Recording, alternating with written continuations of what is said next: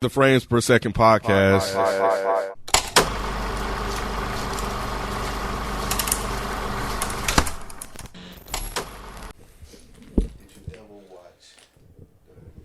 I started it. What you think? I could not get through I couldn't get through the first 30 minutes. I was like, what? And the Gilmore Girls just like had me watching it. It wasn't. Well, I can't say it wasn't for me. I get that it must be something going on between that chick and the guy, but I couldn't get there. That's funny. It's either love it or hate it. So Really? I knew it was gonna be one of those. There wasn't no in between. Yeah, I haven't made it past that engagement party.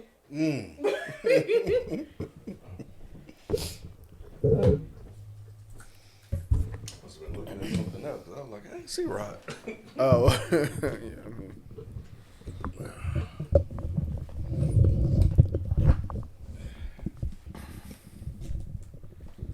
Am I hosting this one? That's what I was told. Okay, I was making sure. That's funny. We're rolling everywhere? Okay.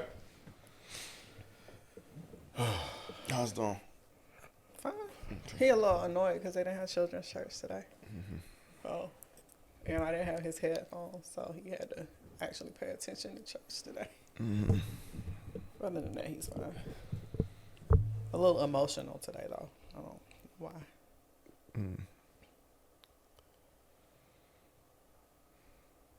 So everything's frustrating.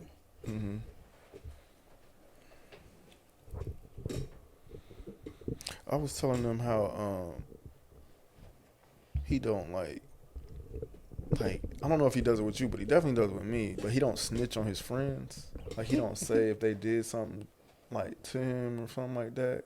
Like he with just me, does that with you. He blame everything on his friends with me. really, he don't do that with me. He don't I was like, blame where you get it nothing from? on him. No, it's not. When I ask him, like, when he gets in trouble at school, his answers are always, but Carson did this, and Carson made me do it, or August made me do it. August always That's hitting me. so Yeah, he wild. blames everything on everybody else with me. That is crazy. He does not do that with me. It's like he mans up with me or something. Like, nah, No, it's it's the complete opposite with me. But have you heard him talk to me about it before? He got blame. Yeah, he won't blame. Like Really? I'll ask him. I'm like, what happened? And he don't want to say. Oh no, yeah, no, complete opposite. He be like, but mom, it wasn't me. August be hitting me all the time, and because he's been getting in trouble a lot for hitting August. So I was like, why you keep hitting on August? Because he always talking about me, and he hit me for it's always his friends did something. That's that is crazy. That's why I asked, because I'm like, I wonder if he do the same thing with you when he talking to you. What'd you say, Joe? Oh, you ready? Hey guys, it's your girl Naturally Nay here. That feels so weird to say. Here the Reddit roses. Right. But hi, welcome to this episode of Frames Per Second. I am your host for the evening. Hi guys. What up? Hola. How are y'all? Good. Good. So on this episode, we are going to be reviewing the Netflix limited series Adolescence. It has been number one on Netflix for quite a while. How long has it been out? 2 weeks, right? I feel like it's been longer. Really? I feel like it's been longer. Yeah, I feel like I watched this maybe 3 weeks ago, but it's been number one for quite some time. Had you guys heard about this before I brought it up the other week? Yeah, it was a podcast that I listened to, The Watch. They were talking about it was the show of the year and things of that nature. So it at least made me want to check it out. Then I seen it was just 4 episodes. So I was like, yeah, let me go ahead and knock this out. But I had heard people talking about it and the acting performances in it. No, I hadn't been tapped in. As you know, I've been, but and so yeah, I really just watch whatever we say we gonna do. I just don't have time for anything else because there's stuff out there I want to watch that I just haven't been able to do. Like Power, I haven't been able to watch that. I haven't started that either. About that. Yeah, Daredevil. There's some other stuff that's out that I just haven't had a chance to watch yet. But yeah, there's some other stuff out there I want to watch that I just hadn't had. Even movies, I haven't even had a chance to see some of the movies or whatever. So yeah. So hadn't heard of this. I hadn't heard of it. Nope. What about you, Ken? I saw it, Netflix recommended it, and so most of the time when I see stuff, I just add it to my queue, my list, and I saw that it was done in like that one take or whatever. I was like, oh, that's interesting.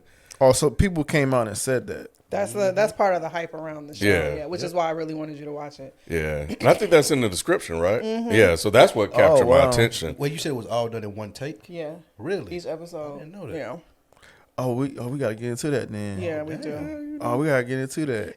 No.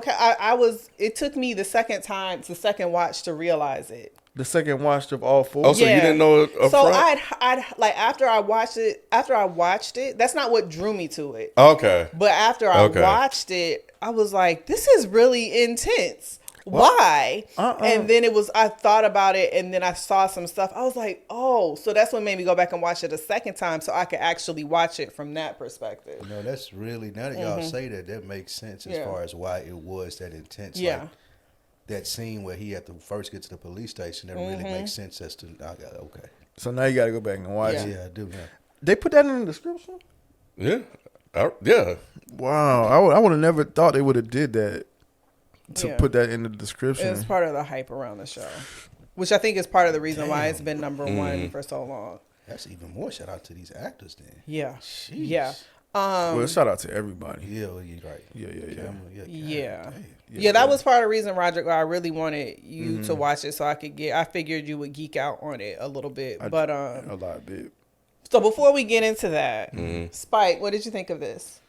This was well done. It was really well done. I could have used, to be honest, it's very rare that you say this now. I could have used more of the story though. I would have liked to know what happened with him and the girl, even though they did a really good job of just putting you in a scenario of what you think would happen. But I would have liked maybe one or two more episodes going back to that day. But I overall I think it was a great job. I really liked the acting. My guy from Top Boy, Duchesne, I liked him. The other guy. Is that the agent, the detective? He played in Top Boy. He was the main character there. The other guy played in Boardwalk Empire. That was his dad. I liked him there. Like this was, I enjoyed this series overall. Kenneth? This was some bullshit. It was some bullshit. Yep. I get the 4 episodes and the 4 perspectives. Maybe there was some things lacking. I don't think that was the point of the series overall. But yeah, when it was over, I was like, that's it. I was like, man, this is some bullshit. Like, it's felt gimmicky. Felt very gimmicky. Interesting. Roderick, what are your sentiments?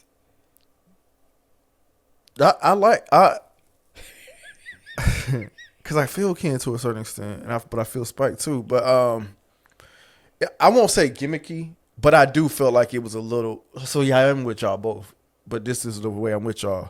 So I don't think it's gimmicky or whatever. I think it just needed something else. I think it needed like an extra scene, or like kind of like, I don't know if y'all remember 13 Reasons, how they finally reveal it at the end, how it went down, and it was so impactful to see it. That's what Is missing. I think. I think some people can appreciate the ending and not showing it and all that, but I felt like it would have really hit home, and it probably would have been more impactful for you, Ken, if you got that. I don't want to say satisfaction because it's not a satisfaction, but that closure, true closure. I think it probably would have made it feel a little bit better. I agree with Rod. That's what I mean when I say like if they had the scene to show us what happened, and it could have been right before the credits or whatever it may be, but just going to that day, because I was like Ken initially when I finished watching, I was like, man, that was some shit. Like I needed to know more of the story, but I did appreciate the performance. I don't necessarily think it was to know all the details of what happened, but I think knowing that each episode was just one complete take, so the interest in it for me was, oh, I got to see this, because I think everybody did an amazing job in how they did it. Like the acting, like my fascination in watching it was how the fuck y'all pull this off? Which, Over and over and over again. I was like, and just thinking about the technical part and everything that's going on behind the scenes of handing the camera over to this person, going up, like, that's where I was really just blown away by like the planning process of that. Precision. And like, you cannot make a mistake. And I was caught up in that. And then the story was the secondary layer. And then realizing that we're not going to get a complete story, but processing it was like, I don't think that was the point of telling us what exactly happened, but just talking about the different perspective of the parties involved. And their viewpoints. But even after all that, I was like, oh, man, people aren't watching this shit because it's one take. You think so? I do. So, I do. I liked it. I really liked it. I liked the fact that I didn't get what actually happened. I didn't feel like I needed anything more because I like stuff that kind of leaves you to figure to a certain extent, depending on how it's done. But it felt realistic, which fits with the way it was made, right? Because if this was real life, I'm really not going to know what happened that day. Right. I'm really not going to know how this boy got to this point. I'm really not going to know like what really happened between him and this girl. So it fit the narrative that I feel like they were trying to portray with this one shot. No, that's fair. So that was really, really cool to me about it. But I slightly disagree with you, Kim, because a lot of the conversation that I'm hearing on the social media and on the internets is more so about less about the one take aspect and more about the way we as a society raise boys and the way boys are parented versus girls, and just the nuances that can go into raising a boy to get to this point. And the way we kind of are like hands off of raising boys, where we're kind of like overprotective of girls. Yeah, I think the conversation has probably shifted to that over time. But again, I have to defer because I wasn't on this from week 1 all the way to week 3. So I don't know if the conversation shifted from that. But they definitely got me with the one take. So I was like, oh, I got to see this shit. Cool. So how do we want to let's talk about the one take aspect. Go ahead and get that out the way. So I'm gonna start with you, Roderick, because I had you all the way in mind when I saw this. Yeah. For me, this is the first. I think this is the first piece of cinema, whatever you want to call it, that made me actually interested in how they did that. It's very rare that I watch something like, I wonder how they did that shot or how they pulled that off. But this was the complete opposite to me. So, Roderick, what did you notice, or like visually, when it comes to the technical aspect, what did you notice watching it? So I didn't realize. Okay, so. Probably I didn't realize it until like, and I normally notice it immediately, but I didn't for whatever reason because I was so into the story, them breaking in and all that. It wasn't until they got to the station I was like, wait a minute, they haven't made any cuts yet, and I'm like, oh shit, this is a one take thing that they're doing, because I didn't see the description either or whatever, and I'm like, wait, are they really not gonna make no cut? So the whole time I'm like, Ken, I'm like waiting on the cut. I was like, oh shit, they not gonna cut. They do like little pans to transition. They use other people to then move the camera to that person. That's crazy that you didn't. Man, you got to go back and watch it now. Thinking about it, it's like so obvious, but I did not. It's not that obvious. They do it really well. They do it really well. It's not that obvious. So at this point, I'm still thinking, all right, this ain't one take, because I've seen it before. Like, so when people do one take shots without cuts, They do camera tricks. I don't know if y'all remember Birdman with Michael Keaton. That was a one-take movie. Black Swan, they had some one-take stuff in Black Swan, and they did a lot of spins and all this type of stuff, her following her through the halls, and just one crazy take. But what they do is they normally splice the film in like dark spaces, and so it creates a smooth transition, and that's actually a cut, but you don't know it's a cut on screen. Or they might do like a camera swipe, and you don't realize it's a camera swipe, but it's a cut. They didn't do that here, and I'm like, what? So the whole time I'm like, there's no way they did this in one take. So I'm just thinking like, what camera tricks did they use? They didn't. And what camera tricks did they use for this to be one take? And so when you told me to go look at the 12-minute documentary, I was like, oh shit, they really did do this in one take. I don't know anybody that's done this. They haven't. So they would. I read up on how they did it. So episode 1 was technically like their fifth. I think it was like their 15th take. Yeah. And the episode 2 with all those kids was the second take. Yeah. That was crazy to me. And then I think the 3rd and 4th was like their last takes, 15th and 16th. So they did like 15. They initially wanted to do 10 takes of each episode, but they ended up doing like 15, I think 15 or 16 depending. This was extremely ambitious because like I don't think this has been done. People fake it, like the one take thing, like, but they actually did it. And why you look like that? No, go ahead. And but yeah, you're right. It's so much that you have to do. Like you had to take so many rehearsals.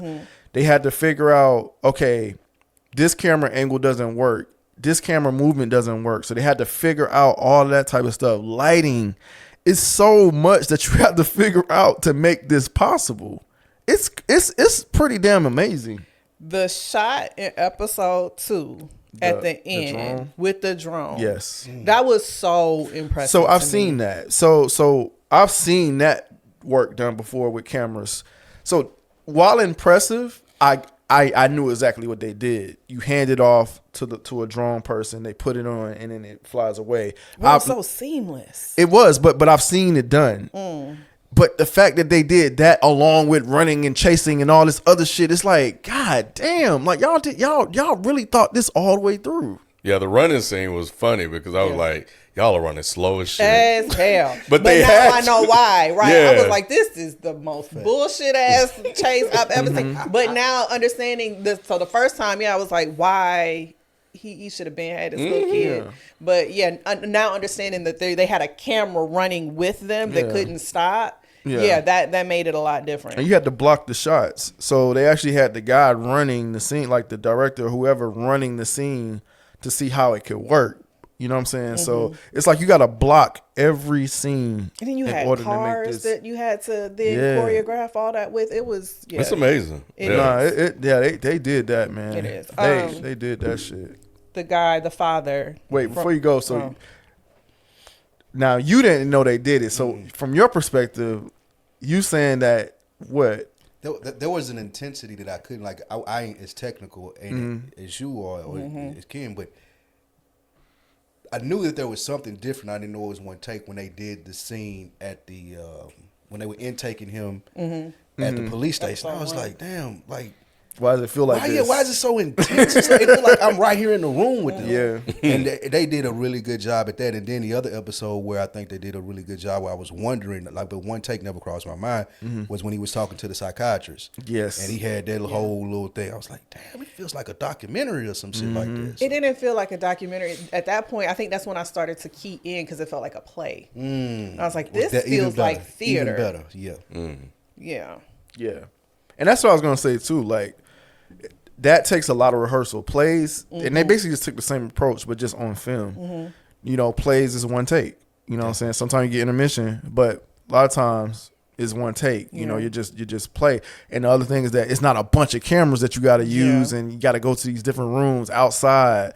Like, man, they got real creative with this. I was very, very impressed. It's just so many things can go wrong. Like, just in doing this over the years, like things you plan for and don't plan for. You can plan for things that you don't plan for, and shit will still get fucked up. You know, so it's just I was just amazed. But think about it like this: like when you start thinking about it, Ken, lives, right? When I know, yeah. It's like you have to plan that shit. And you know, if you plan it right, it can go well, and that's what they did. You brought up a good point when you said play, because I enjoy going to see plays. And looking at this, you asked the moment, Rod.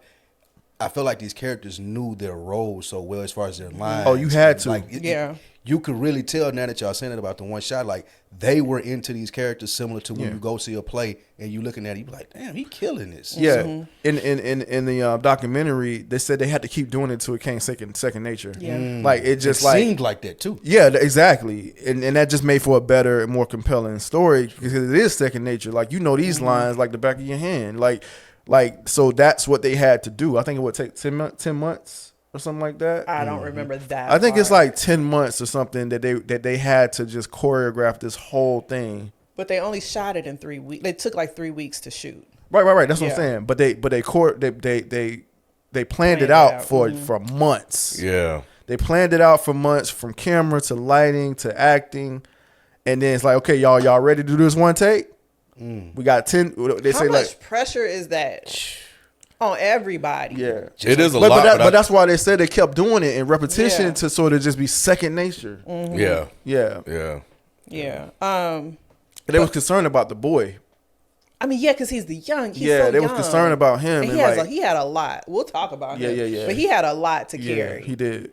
Shout out to the guy you said from Boardwalk Empire who played the father. He was the creator of this. I want to say this was his idea. Yeah. Damn.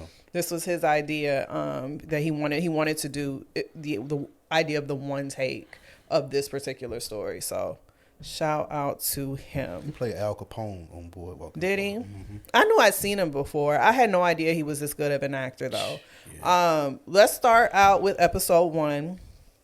We talked about the intensity of this SWAT raid. We meet Detective Bascom and his partner, whatever her name is. We meet the Miller family. As we bust into their home, what are y'all thinking? What were y'all's first impressions with this opening scene? Oh.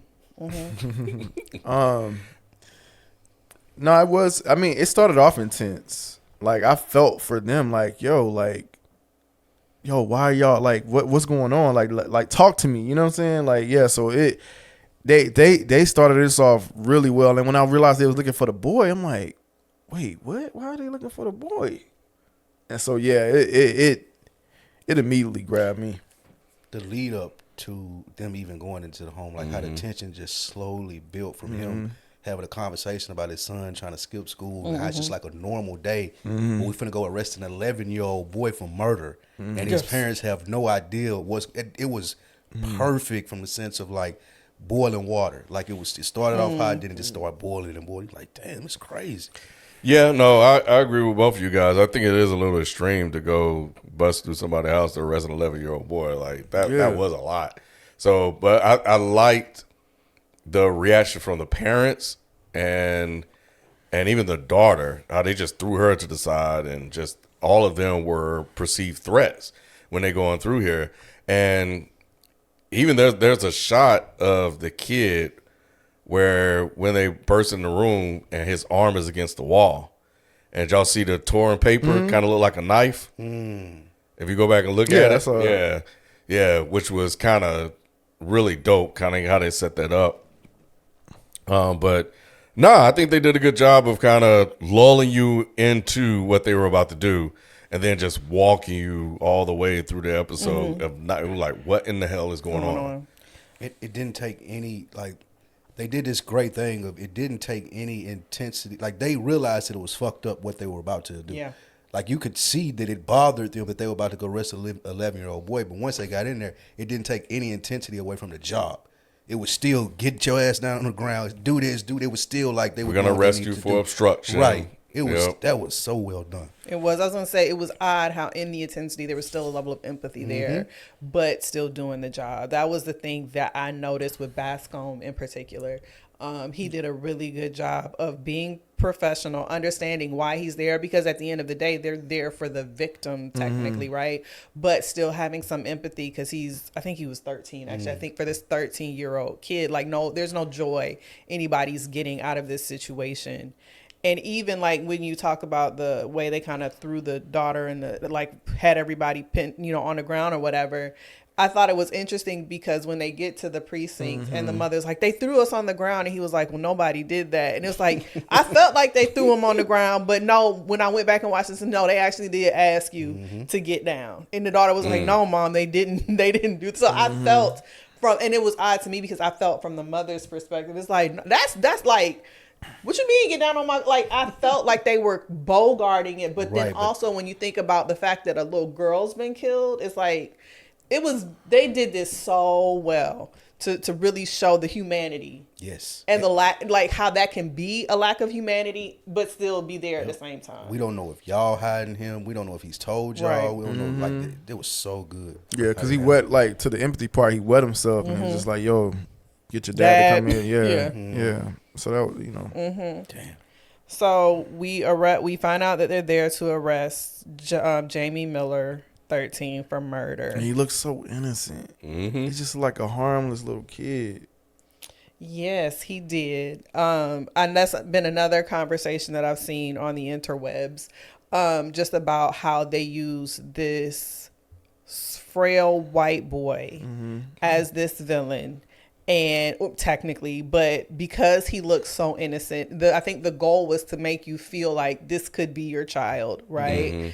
And why they use that versus a black family, how this would have been received if this was a black family. You also have you can't bust in no door at the night, right? Who was the girl that got shot? Like Katie, little baby Katie. Man, yeah. So yeah, just the fact that you. And the fact that this is in Britain, I'm assuming London, right? Did the culture, like, I wondered my second watch, like, they got a whole different law system, technically, right? Like, they've got a whole different culture over there, but it still felt relatable to me in the States still. Yeah, I don't think was it London? Because they don't have firearms. Their police don't have firearms. So was it England? So it's somewhere in the UK. Yeah. I don't think they ever say solicitor. I think it was in Europe somewhere because I did look. It was something they said about pace, and I was like, so I looked that up to see what pace was, and it was definitely in Europe somewhere. Cause they sounded Irish sometime to me. Yeah, I couldn't quite place the accent either. I just assumed it was London, but yeah. So. West Yorkshire, England. Okay. Yeah. It was interesting to me not knowing where they were. It's still the law and the legal system and all of that still seemed relevant. Yeah. No, I definitely agree with that sentiment. I think cops are just fucked up wherever. You know. So we then get Jamie to the precinct and we get him checked in. The process of getting him checked in and in the cell and all of this, how did that feel for y'all? Like, where were y'all at this point? Did y'all think that he did it? Like, what were y'all thoughts with Jamie? I'll start with you, Rod. Well, before they even got there, I thought that car scene was intense. When they kept going back and forth, and then it was inaudible and stuff, and he was just, like, trying to ask them questions. He looked so distraught. I was like, man, they are really killing this right now. But what was your specific question about the precinct? So once you're getting to the precinct and you're watching him get checked in, what are your thoughts on Jamie and the situation? Man, like, again, just still seeing him as this innocent kid because he's constantly saying, I didn't do it. You got the wrong person. Like, I'm believing him. You know what I mean? I'm like, what could he have possibly done that y'all just broke into this crib at this time? So, again, I still think they were being very respectful. They were trying to, because I don't even think they had him cuffed. So I was just like, wow. So they are really trying to do this in the most cordial way possible. So yeah, I mean it, but at the same time, it still felt intense. And I think it was him that made me feel like that. It wasn't necessarily them. It was him because he was just so like, what, I'm at, you know what I'm saying? Like his nervousness made me feel it. And it wasn't actually the police that was making me feel it like that. Okay. I think the thing that I was gathering watching that as I was like, these motherfuckers so full of shit. Because they were treating this kid with so much kindness and empathy. Like he didn't just do what he did. Knowing good and damn well that they knew that this motherfucker just did some shit. But it's almost like they were playing a game with him and they were trying to kind of lull him to sleep a little bit to be unsuspecting. Cops will do that shit. Oh, it's okay. You want some water? You want this, that? Get your cornies. Yeah, all that stuff. And I'm like, why are they being? I mean, I get it because he was a 13-year-old kid. I think they wanted to definitely treat him be gentle with him. But in the back of my mind, I was like, this is some bullshit. He's a murderer. Yeah, like, oh, just place your finger there. Oh yeah, let's go. Okay, cool. You're doing great. You're doing a good job. And I'm like, that's bullshit. So Do you think do you think they got the right kid at this point? So it's the when you watch a lot of TV, you start looking elsewhere. So I was in that zone. Like, nah, I think the sister did it. He didn't do that shit. So I'm thinking that it's that type of story until like it done go. it. Yeah. I thought they were just misleading us. But at that point, I'm just guessing. So I didn't know. But it was just one of those situations. What about you, Spike? What are you thinking of Jamie at this point? I felt the complete opposite of what Ken is saying. I feel like that they were stern. Well, not stern. They were empathetic because it's a 13-year-old kid. They don't know if he done it yet. Like, ain't nobody read the evidence but the main detective. The guy at the desk, I'm just doing my job. I'm just trying to get you checked in. Yeah. I understand it's a difficult time.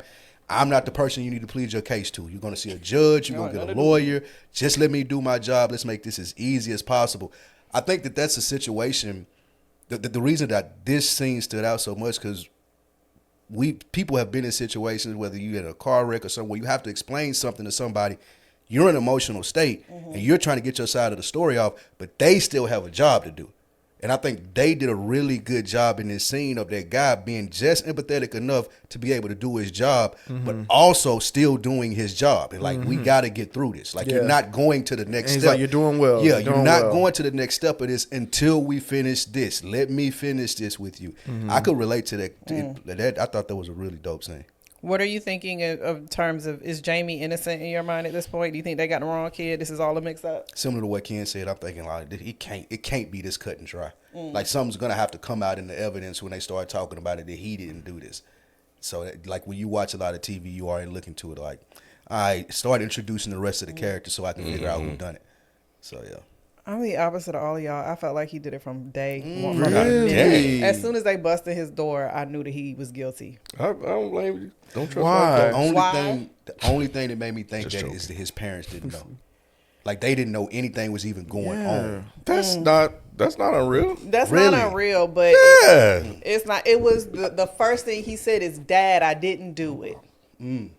Like, you don't even know why these people bust into your. But the first thing and it wasn't, I didn't do it to the police. It was to my dad. That was really interesting to me, and to me that said that he was covering something up. What was the? Oh, that's what I was gonna say. Why is that a dead giveaway? It wasn't. I'm not necessarily saying it's a dead giveaway, but like I said, if police are busting, and granted, it's emotional, right? But if police are busting in my door, I'm not trying to plead my case to my father. I'm trying to tell y'all, don't take me. I didn't do anything.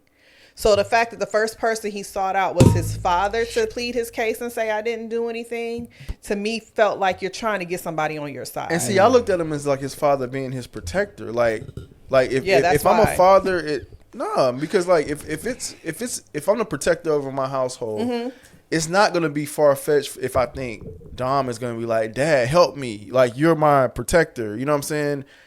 Like, they're trying to take me. Like, I'm gonna view it like, yo, y'all fucking with my son or whatever. I'm not gonna look at it as like, oh, he's guilty. I'm not gonna do that. So go ahead. I'm sorry. Or it could be, Dad, I didn't do it, but somebody else did it.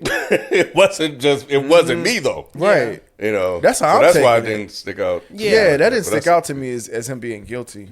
No, I get it, and I completely understand why. But to me, for some reason, that was a dead giveaway. Because if I have people busting in my room saying I committed a murder, the first thing I'm going to say is, no, I didn't.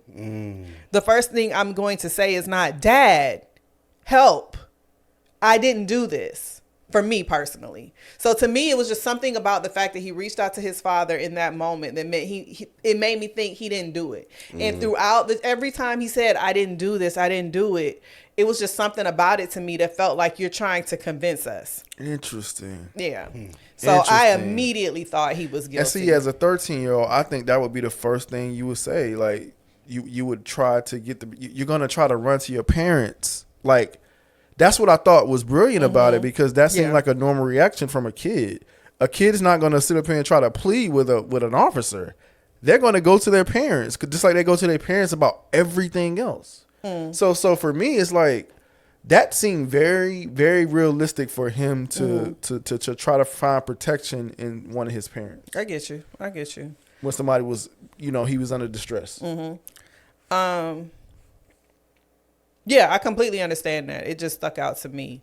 So we're going through the process of getting him situated in prison. And the next scene that kind of stuck out to me was the one with the nurse. And by this time, his parents are here. His father is his whatever person, appointed person. Solicitor. Well, the solicitor is the lawyer. Yeah. So he has the court appointed solicitor. But they were saying that his parents His could be- appointed person or it was some sort of person that they called him. Yeah, it was a name. I can't remember Right. what it was. Appropriate appropriate adult. Right, the appropriate adult for him. And they take him in to draw his blood, and then they have to strip search him. This is As uncomfortable. especially for the fathers here, like watching that scene and watching the father's reaction to that.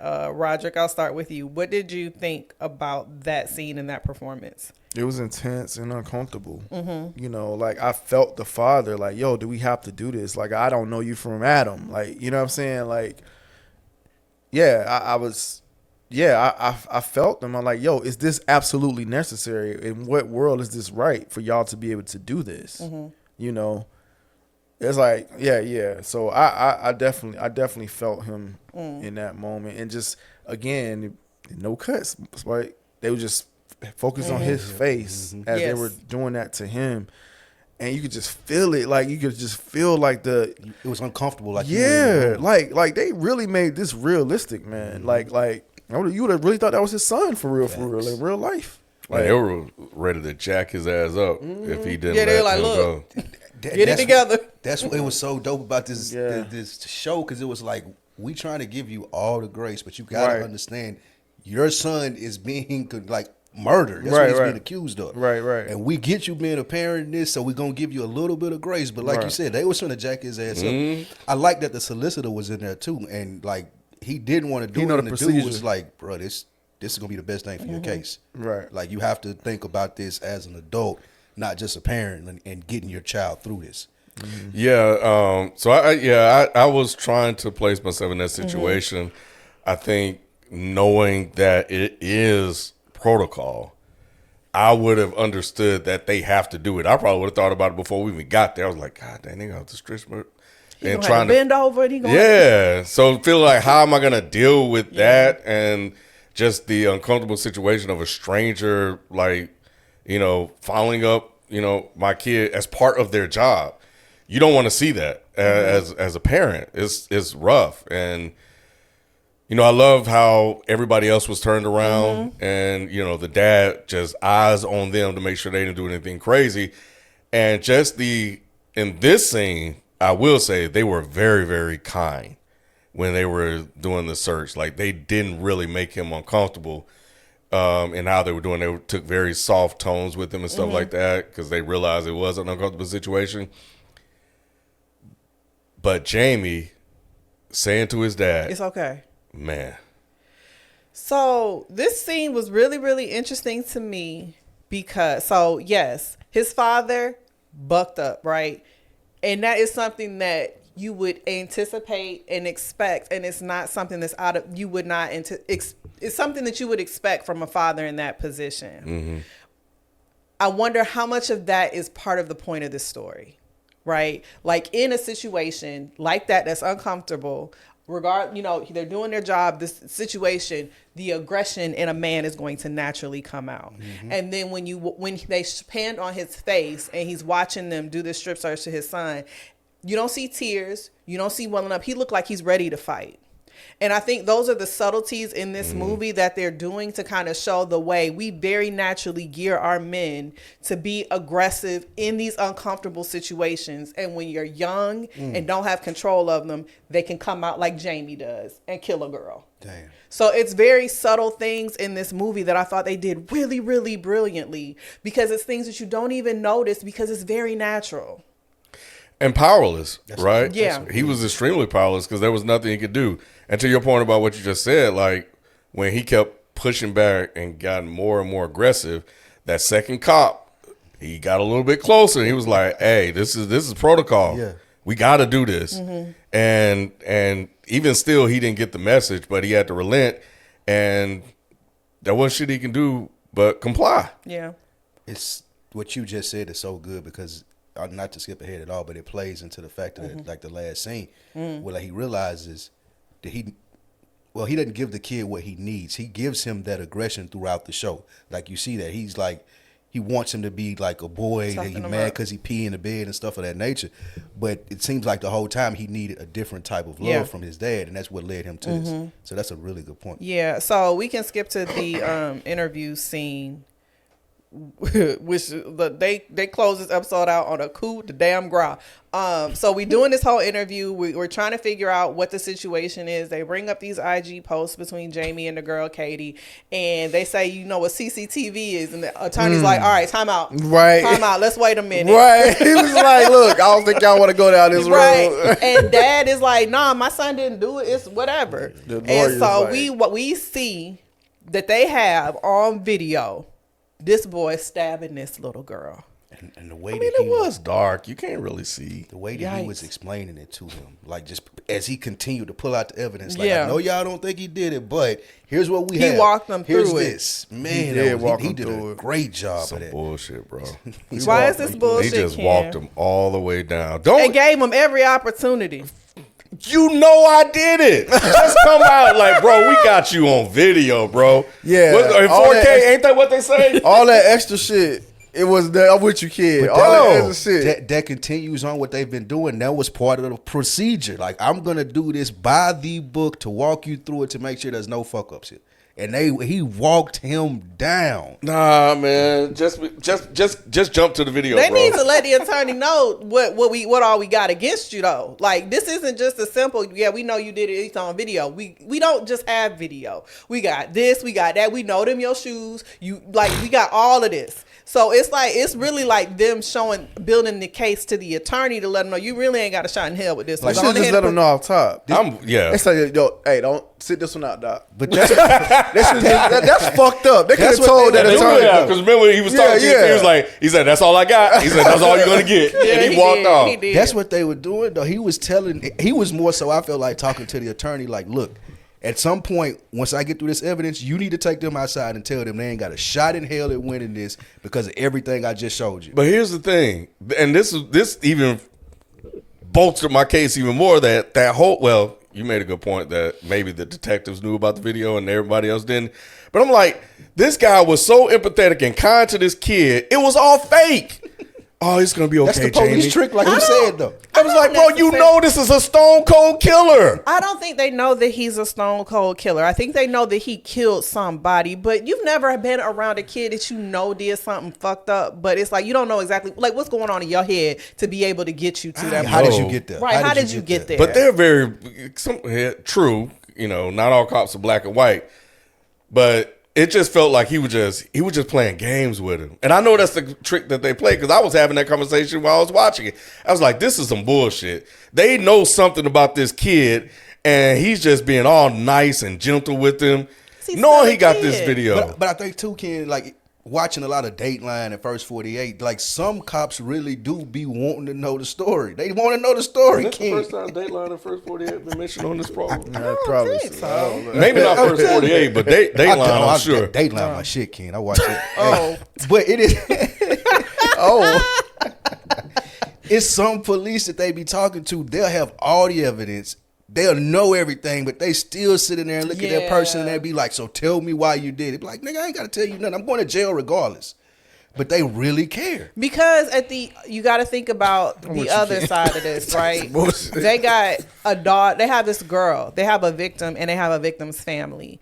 And I would like to think that they want to give that victim's family as much information about why their little girl is dead as possible. I hate it when he asked that question. Do you want to explain why you did this? Why?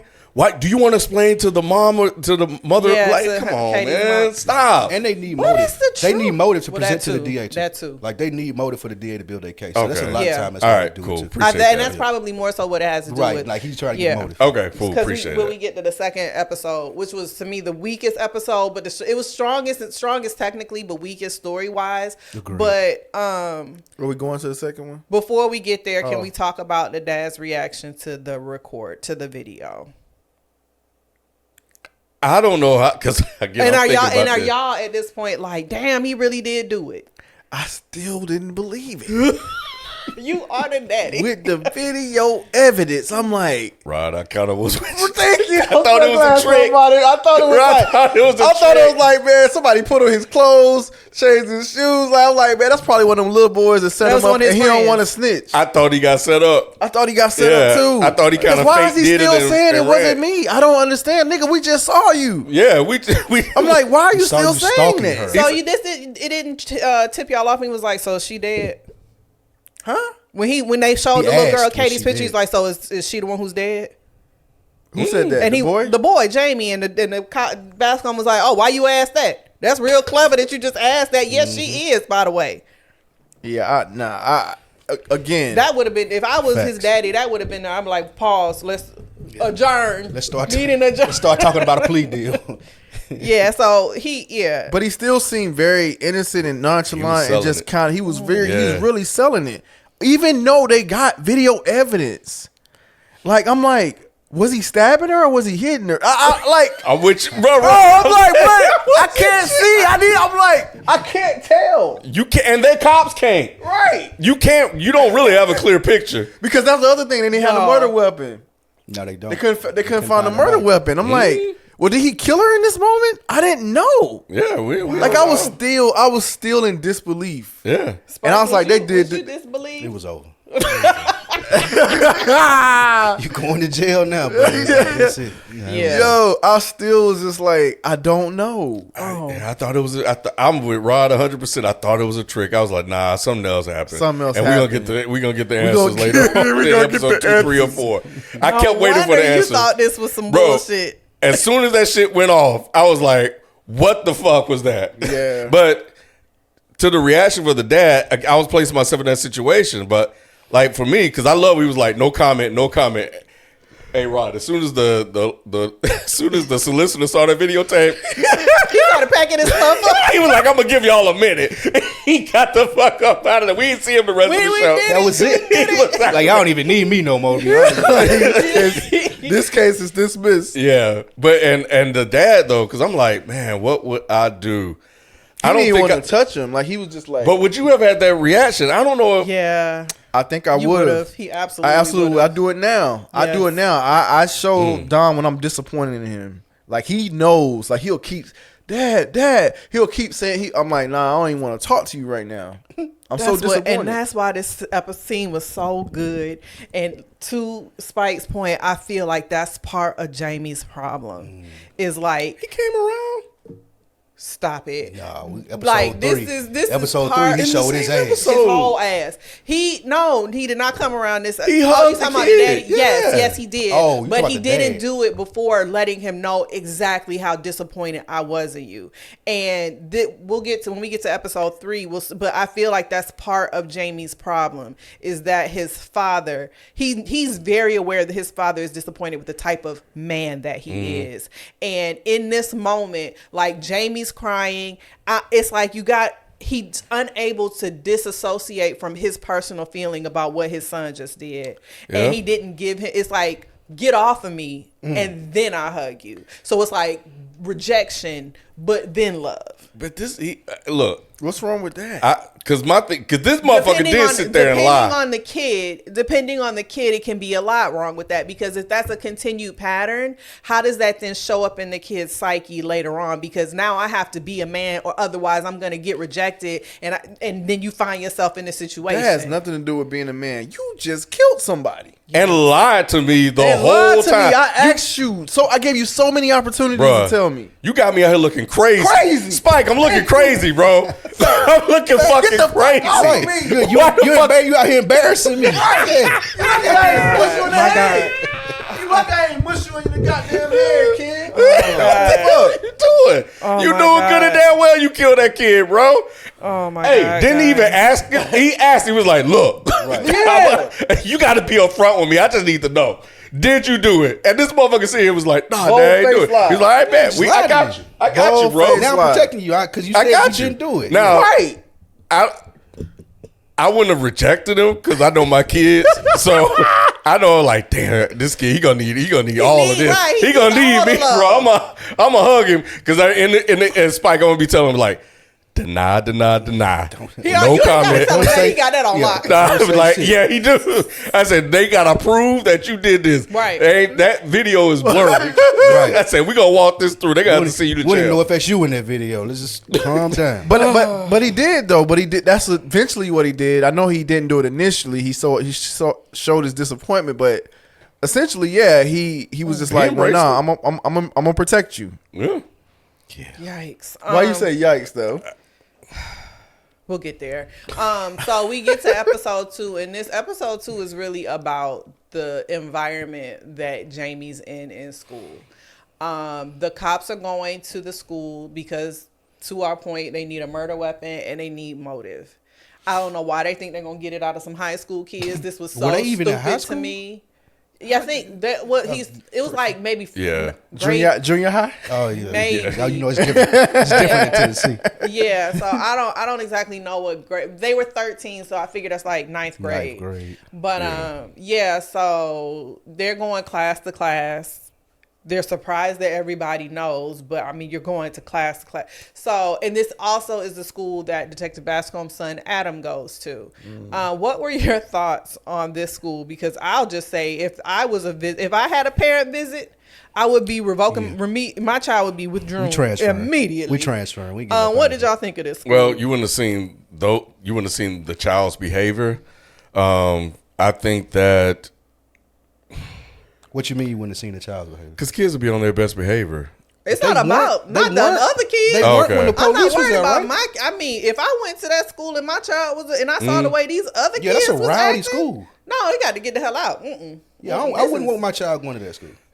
I think the problem is that a lot of schools are like that. Yeah. And I think they perfectly capture how chaotic it is in that transition period from middle school, junior high to high school. And you're learning a lot of things. You're being influenced by your peers, your social environment in the school, and your social environment online. It felt like there were a lot of direct attacks on Meta and Insta. Now, I don't know if Twitter isn't available over there or any of these other apps. I thought it was interesting that they were only mentioning the ones owned by Zuckerberg.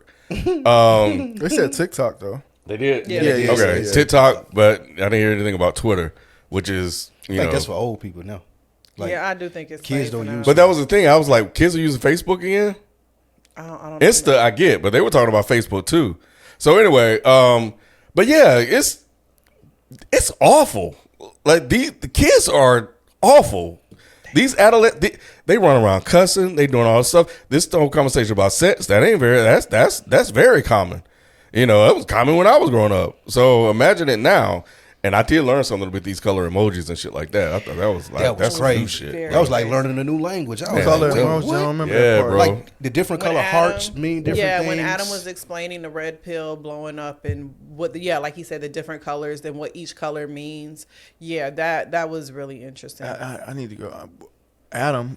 His son. Bascom's son. His son. You remember when his son pulled him in there? He was like, "Are you okay?" You embarrassing me. Right. You so bad. Yeah. And his son was breaking down to him. He's like, bro, look at the Instagram, look at the post, and look at what it says. It's not reading how you reading it as an old man. There's a different language that kids speak, and it's all into the post. And that went to the showed how she was bullying him and calling him an incel and making fun of him essentially, which what led him to it. I'm talking about the colors though. Y'all Yeah, his son was like, this color heart means this, or this color heart means this. Gosh. And these, when she has this color heart here, it doesn't mean love. It means you're an incel or whatever it may mean. It was so dope. like he said, well, when you send mom a heart, what What color color heart is do you have? He said red. Like, right, red, love, sex. Like that's what that means. So that's a reference to your romantic life. And yeah, but if it's a yellow heart, it means this. If it's a black heart, it I don't means remember this. all what they all meant, but I thought they did a really good job of again subtly showing the way adults are so far removed from what these kids are doing.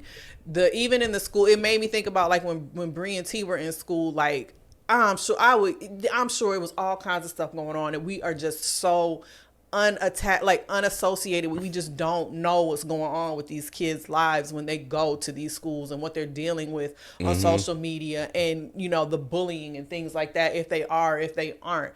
Because I don't know if Detective Bascom knew that his son was being bullied to that degree. Or if he even still understands if Jade hadn't told him that his son is being bullied to that degree. Especially because we start the show talking about how he wants to skip. This is why he wants to skip, because he's dealing with this. School, So yeah, just being as a parent, being so unaware of what's going on with your children. And it's even embarrassing that his dad is a cop, because it was like making the pig sounds and stuff. So yeah. What she say? He didn't get your cheekbones. Okay, let's talk about Jade. So Jade is Katie's best friend, and Jade is aggressive, honey. What did we think of her, Spike? Jade was a lot, man, and I know that was her best friend, and I totally get a teenager like feeling that way, but just her reaction seemed to be a lot to me. I couldn't put two and two together as to why she was reacting that way, and it wasn't towards the dude that they had caught. It was towards another kid. It was towards his friend. Yeah, it was towards his whooped friend. His ass like a nigga, bro. Which made me start to exactly. She made me start to think like, well, what he have to do with it? So that Jade's character, Jade almost convinced me. I'm telling you, right, Jade almost convinced, because I'm like, why is she still so mad at this other dude? Like she ain't even really mentioning the kid that they got locked up. And don't forget about the conversation about the kids and the knife they had when we first opened. So I thought that was really interesting. So his friend, Teddy and Ryan or whoever. So Ryan gave him the knife. Oh yeah, right. The one that he caught. He's the one who gave him. And he ends up getting. He got in trouble conspiracy. too. So he got So what I thought was interesting about that conversation is Teddy was like, "I'm not supposed to talk to you about this. My parents told me." And what did Ryan? He asked, "Your parents didn't say anything?" Ryan said, "My parents didn't say nothing."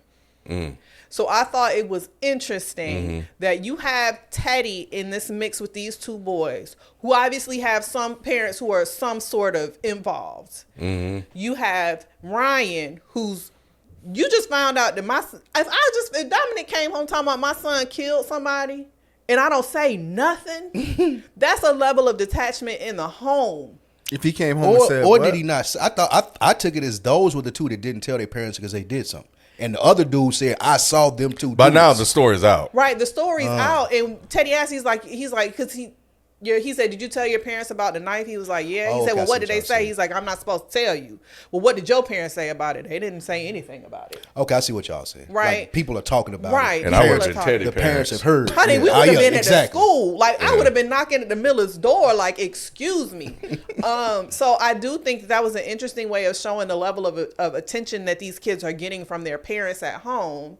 And yeah, so that was that with them. But in terms of Jade, so Jade beat up Ryan because she know he got something to do with it, which he did. He gave the knife.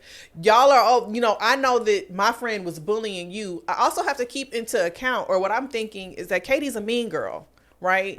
She's bullying this boy online. So it is Katie like, because Jade seems to have some sort of situations going on at home. Because she was like, don't tell my mama. My mama don't need to be dealing with all, right? So I'm wondering how much of this is like Jade's now lost the protection that Katie was. So I don't know. She did have a very emotional reaction though, which to me just says also that these kids is just, they in a war zone and they disturbed.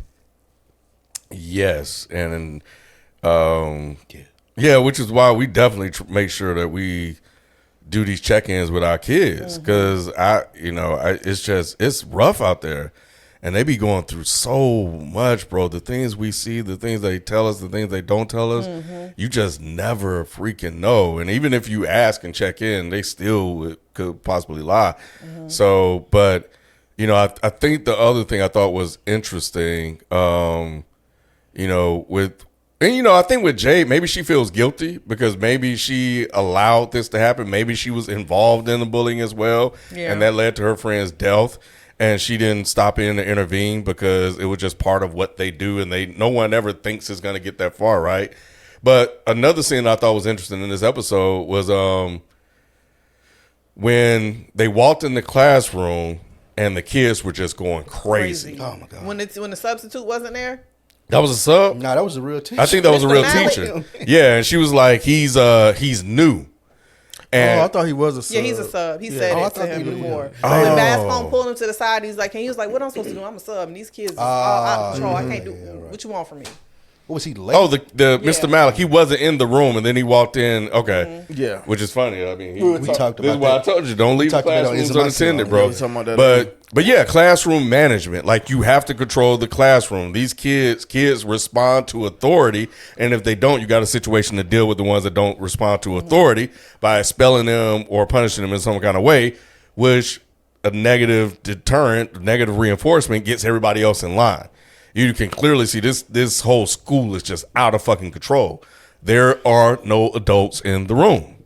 There was that one bald-headed teacher who was yelling at everybody and was trying to get everybody in line. When they was outside. But then that teacher who was leading them around was she worthless. was worthless. Mm-hmm. Jesus. She was worthless. Like, bitch, shut up. God, she pissed me off. Yeah, she got up Useless. under my skin as well. So yeah, they're in an out of control. Jamie was in an out of control school. And that is little the fat gist of kid that. with the smart mouth. Oh, he got on my nerves. I wanted somebody. That's who I wanted Jade to beat up, but then there also is probably his defense mechanism to keep him from being bullied. Yes. So he does the bullying beforehand. So just this whole like mishmash of issues. You got Adam who's trying to talk some sense into his dad, and his dad, I think Detective Bascom realizing, oh, I might need to spend some more time with this kid. You want to go get some food? Mm-hmm. Yeah. So Yeah, he wasn't even listening to his kid. He was like, Dad, I'm trying to tell you, you ain't even listening. his dad, he cracking. He was like, "You just go to the gym or go to the whatever you need to do." Like, yes, he obviously feels like his father does not listen or is not really concerned, because even when he pulled him to the side, it still took a lot for him to get it out, because he doesn't. I got the impression he does not feel heard by his father. Yep, I do too. Yeah, I did too. This did speak to like the relationships between men and their father, because you gave the example of the lead character, his dad, earlier, where it seems he only taught him toughness. So you perceive him not as a tough kid, but he was able to maintain. And then you got this dude who really doesn't pay attention to his kid. Like, even when he was calling about the being His sick stomach. and stuff, he was like, I'll just let his mom handle it. Right. Like, she the one that always tell him no. I don't want to. Yes. So that's really interesting. And he said, yeah, and I got the soft spot. Yeah. So Yeah. then that leads to him being bullied at school. Yes. Come on. Wait, because he has a soft spot, his son is soft? Well, I think because he doesn't put enough like male attention towards his son. Male boundaries. Yeah, he like allows this his is how mother you to should be the acting as a disciplinarian. kid. This is how you should be acting as a boy. And I feel like the other dude, his male like attention was only toughness. And then with the police guy, it was just, I ain't paying attention at all. Yeah, but if it don't have to be as bad as Jamie, but if he would have been like more firm, I'm agreeing with that. Yeah. maybe he could have ended up like Jamie's as well. You know, so you either, and that's the thing, right? You either be a pushover or you get pushed. Yeah, I do think it's a fine line and a fine boundary, and it depends on the kid. Every kid's gonna need something different. I walked away from this show feeling like, damn, parenting is the most difficult job in the world. So episode 3, which to me was the standout episode. We had But the second episode is when they did the chase, right? yes, They did yeah, the he chase chased in this Ryan. one, so that was good. So just kind of talking to the production The of this. technical aspects, yeah. and then we also had the drone. Yes. Yeah. So I yeah, think those this was things. the best technical episode. So yeah, when you said it wasn't the best, I'm like, well, I don't know. They was doing some dope shit in this with technically, this was the best episode story wise. Oh yeah, because they followed him out the window and shit. Yes. Yeah. Now you gotta go back and watch it now. Yeah, It's I do. God I damn. have to. Yeah, they followed him out the window. He made It never cut, bro. Yeah, when they jumped, Yeah. that was fire. Yeah. Yeah, it never cut. Yeah, it was. And yeah, I we gotta end go this episode. We end this episode seeing Jamie's dad drop flowers at the site where Katie was killed. So that I think was telling also. So he know his son did that. Episode 3. I didn't even take it that way. You didn't. Yeah. Oh, Episode. you still on board with him not doing it? Yeah, I'm still there. You think it's Ryan at this point? I was wondering why he ran. I was wondering that. Well, why did he run? Because he knew he gave that boy the knife. Did they walk in asking for him, or he just as soon as they walked in, So he they ran? met him when he got beat up. They met him and was trying to question him in the nurse's station. And remember, he was like, "Can I go now? I don't have nothing else to say. Can I go?" Oh. So when they then come into the room, it's like, damn, they really after me. I Oh, gotta so go. guilt Yes, caused him to run. Okay, dang, he told him so. he did. He did. So episode 3 is now, this is 7 months after the incident. They were at the school 3 days after the incident. This is now 7 months after the I incident. thought it was interesting jumps. I did too. Yeah. So he's been in technically a mental institution for 7 months. And we are meeting a psychiatrist who is there to continue to evaluate him in preparation for the case. And they have this extremely intense, interesting conversation over this 50-minute episode. And Jamie eventually shows his entire ass, and we really see the layer of, what's the word I want to use to describe it, how disturbed he is to a certain extent. There's certainly a level of, it's subtle disturbance though. Mm-hmm. What did you guys think about, or what was y'all's take on this monologue between these, or this dialogue between these two characters? I think this was another example of like the boiling water. Like it increasingly got like worse and worse from Jamie, and you were able to see a lot of the things that they had briefly addressed start to come out in just this conversation. Mm-hmm. As we've talked about, like we've seen, obviously he's had to be more aggressive to survive wherever he is. So we've seen that aspect of his dad wanting him to be tougher come out because he's had to be tougher where he is. We've also seen that aspect throughout the conversation that he's having with the psychiatrist as to this is the same way that he thought that the girl was treating him, which is why he killed her. Like the questioning at the end where he was like, you believe me, don't you? Like how would, and the anger and frustration that he had, you were able to see that's probably the tipping point that he had with the little girl, Amy. Mm-hmm. And how it all just played out between them and how it was gradual and just kept leading up until him just losing his shit at the end. I think this was brilliantly done as far as this episode. What about you, Ken? What did you think of this? First of all, shouts out to the actor. The little boy? The little boy Yeah. killed Boy. Really amazing face acting that he was doing, and seeing the switches that happen when he talking innocent and then he'll look like an evil motherfucker. You know, I think I think somebody hit your car. I felt like that's what that. So yeah, but this kid was amazing, and the psychiatrist, Her reaction was Man. classic. Her face, that was great fear facial acting too. and strength. But when he jumped to her, bro, but she did it. Jamie, I need you to sit down.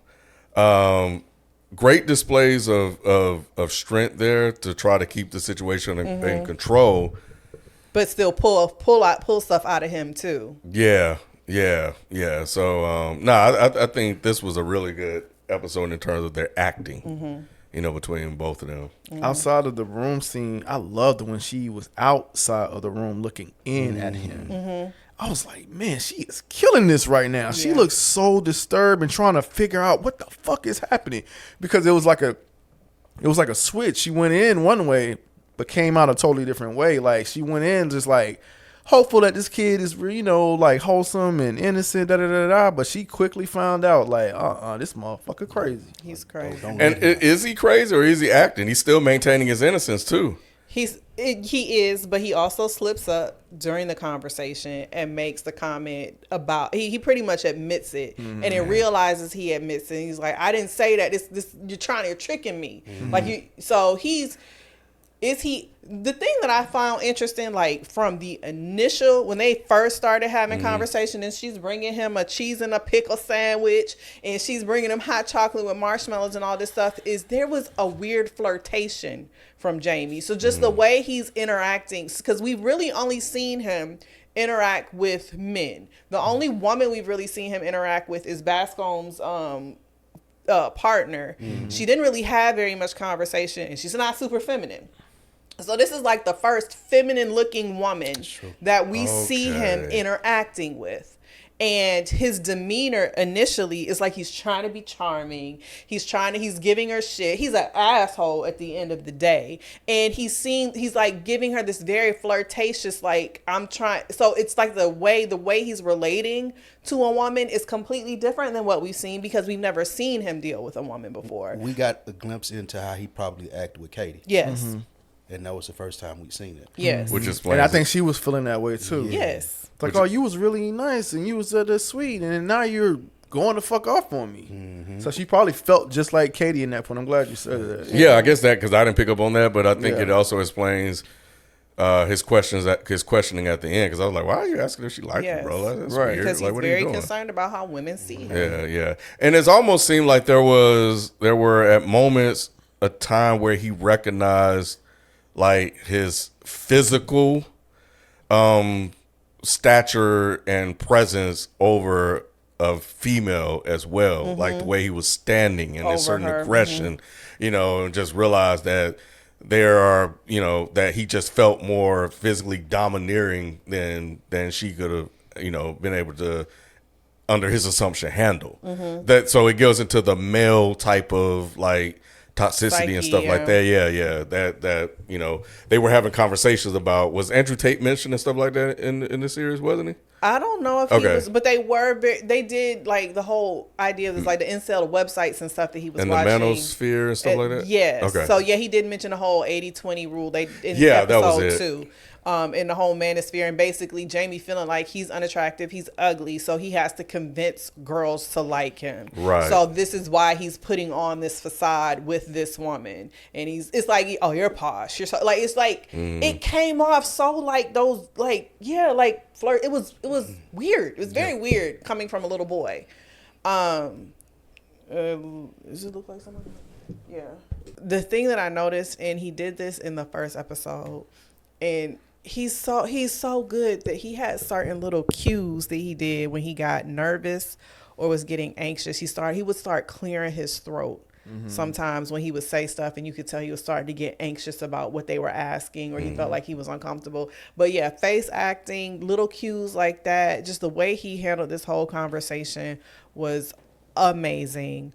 And it just, like I think we've kind of been alluding to the whole episode, like there's little things about what this young man felt like it meant to be a man, and how he was viewed by his father. One of the things that I took away was the story that he said about when he was playing football or whatever it was, and how his father wouldn't even look at him because he was disappointed in how bad he was, which is why, back to that first episode, the first episode, his reaction to his father, because when he said that, and this is something I've just personally been thinking about, like, why do we hold on to the things that we do?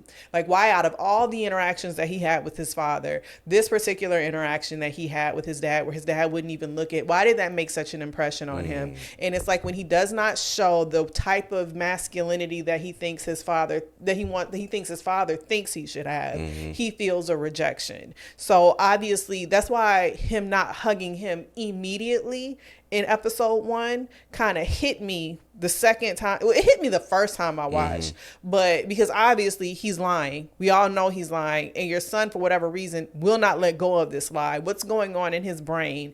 And he killed a person. To me, that's an immediate consolation, but that's coming from a mother.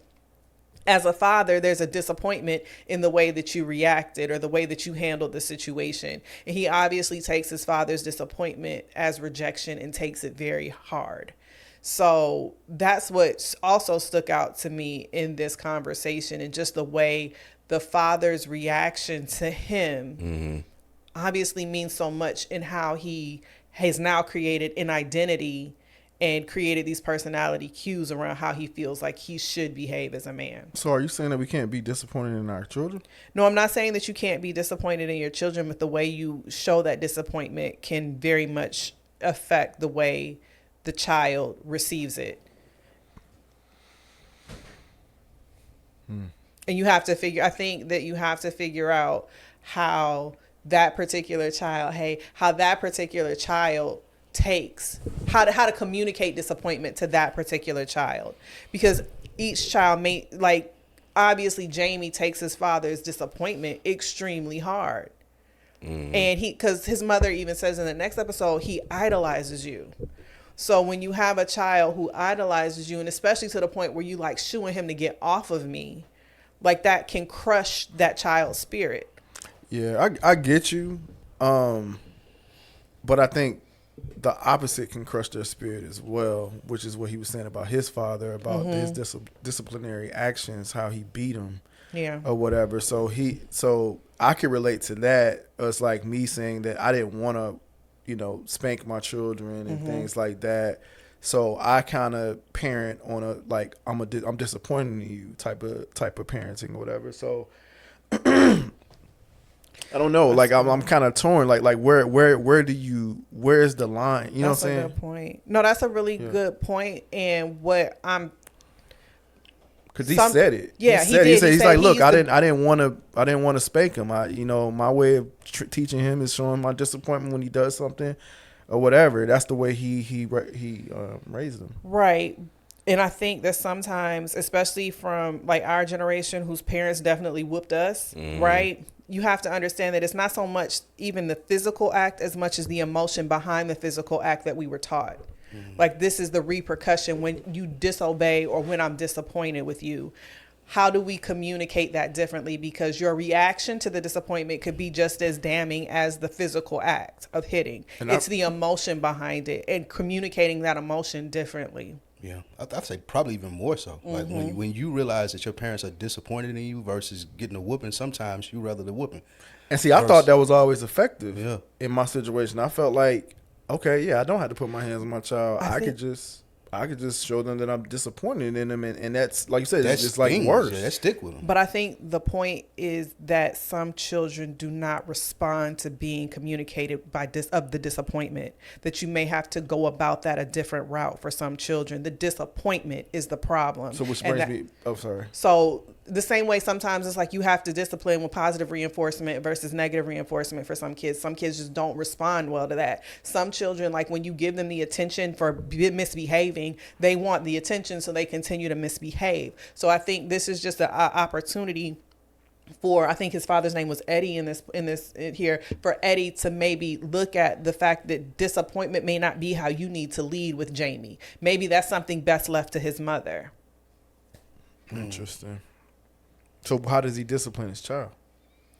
So you discipline. So does he handle the discipline, or does the mother handle the discipline and the father be the positive reinforcement? So maybe him and Bascom should have switched, right? Where Eddie needed to be the softer parent and allow his wife to be the disciplinarian because of the way that Jamie looks at his father, and where Adam needs the opposite approach. He actually needs the attention from his father. So I talk to you, I explain my disappointment in you instead of just letting you do whatever. I think, again, you have to figure out what's best for your kid. It's interesting that you say that, because if you go back to the first episode, when he picked the adult that he wanted, the wife even said, why he picked you? Right.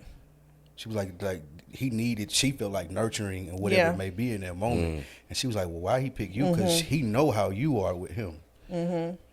Yeah. So... Yeah, that's why I walked away from this episode. It was in the episode we will get to next with the family, where I was like, parenting is the most difficult job ever, because you have to pick up on these subtle cues, but you have to, sometimes it's like, how do you not be human in moments like these, and especially in situations like these? And you can't, it's like you have to disassociate from your personal emotions and your personal feelings about this in order to cater to what this kid needs. And the way you might think about going about it might not be the best way for the kid. And what kind of damage do you do? What kind of, parenting is hard as hell. Yeah, I guess I'm still torn with that because, like I said, I show with disappointment, but I immediately be like, well, what can we do better? You know what I'm saying? I know you got it in you to do it better or whatever. So I guess I feel like that balances it out. It may or may not, depending on the kid. Like sometimes for some children, like that immediate reaction is the one that I hold on to. So like, because I'm holding on to that immediate reaction, I may not even receive what you're saying on the tail end. So again, like I just it puts you in a weird predicament if the other parent isn't around, or if the parent, if they, I raised to live. So it's like if that other parent isn't around, which hat do I wear? You see Well, what I'm saying? I think the key here is it depends on the kid, and with your kids, what you did work. You know, based on you know what they've gone on to do and stuff like that I've seen that I've been privy to. So if you had taken on a different style, there probably would have been different reactions. So I just on the outside looking in, it just seemed like how you handled it worked.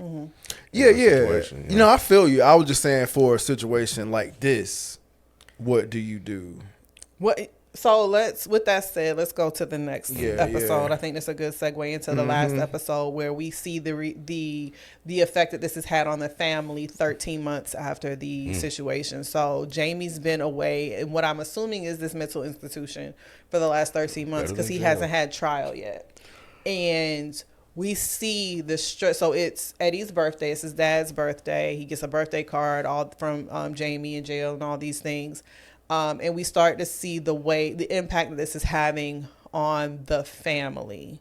I don't remember this being said, but when I was researching afterwards, it was mentioned that Eddie's business is starting to be affected by this trial, and by the situation with his with Jamie. His van gets spray painted Knots, which I didn't know until I had to research. That was a slur for sex offender. Yeah. Didn't know that. What does that mean?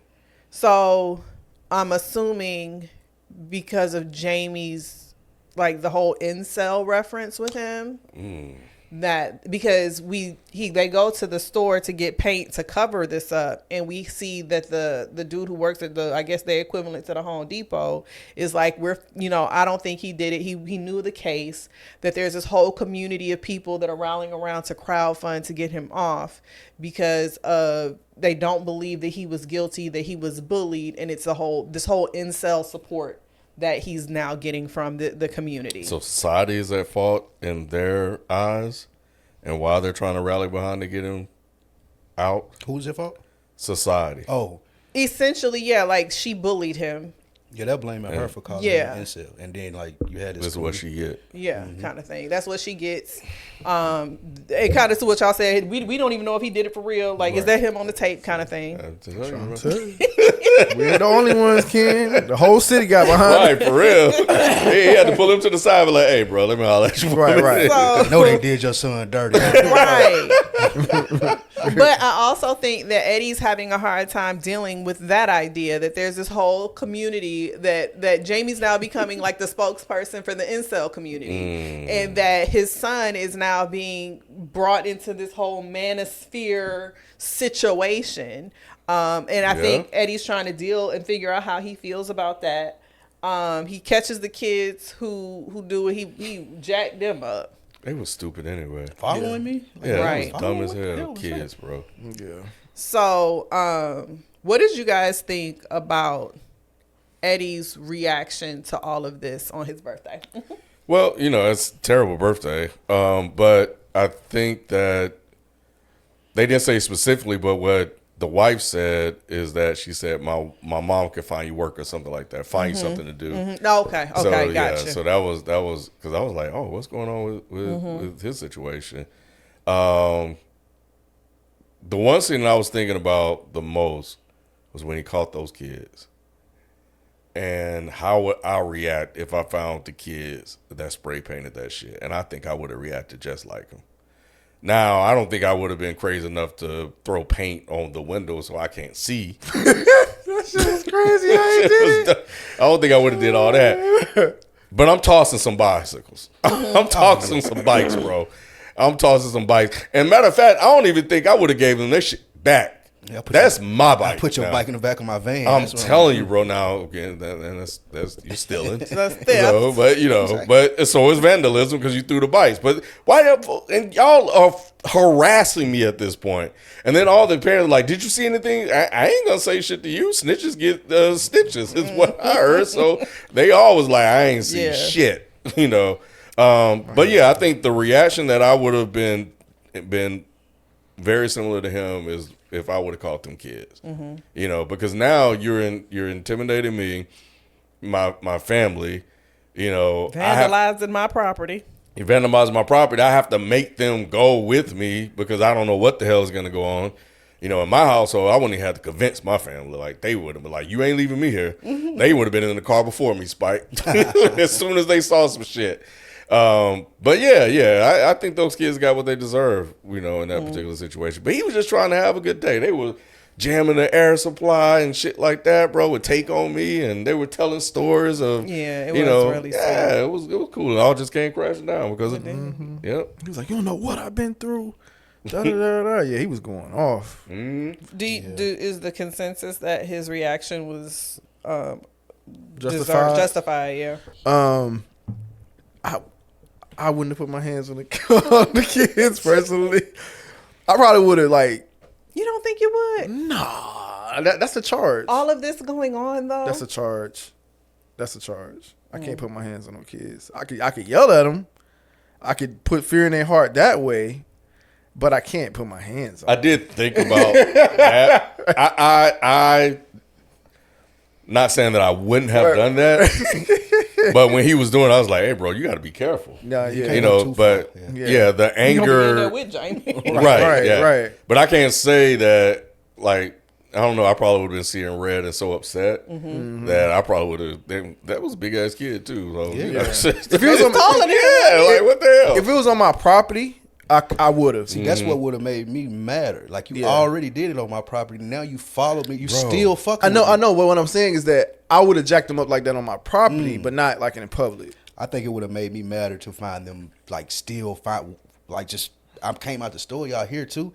And just like you said, with all the tension that had been built up from it being his birthday to that happening to all of these different things, I could understand him going that far with it. Like, It showed anger issues, pent up frustrations. Yes. So I did think about that. I was like, dang, bro, I see where your kid get it from. Exactly. But he still kind of maintained it. You thought he was gonna probably hit him, but he didn't. You thought he was gonna jack him up a little bit more, and he didn't. It's like it was this tug I kept seeing with him. I know he was angry, but I saw a reservation there in moments, in little moments. It was just like he just wanted to go there, but he didn't. Like it was like he was holding himself back from fucking that kid up. Yeah. And he probably was thinking about Jamie as well while he's doing it. Like, I probably did this too much with Jamie, where he was at. I was surprised by his disgust too with the incel dude in the store. Like, I wasn't expecting him to like fully embrace it, but I was also surprised he was just looking at him like, man, he did that shit. I don't know what you talking. Like, his dad was looking at him like, you're a crazy person, bro. That was interesting. Yeah, that was interesting because I think one, Eddie's more aware than anybody in the family that he did it because he saw the videotape, and I think he's trying to grapple with that.